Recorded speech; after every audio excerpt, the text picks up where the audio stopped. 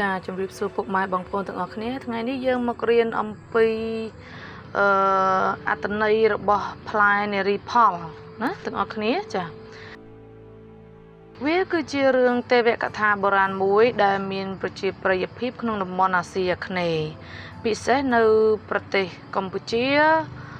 ប្រទេសសៀម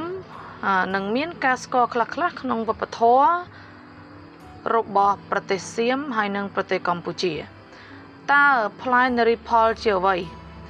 នារីផលត្រូវបានគេជឿថាជាផ្លែឈើអច្ឆរិយៈដែលដុះលើដើមពិសិដ្ឋមួយក្នុងព្រៃហេមពាន្ត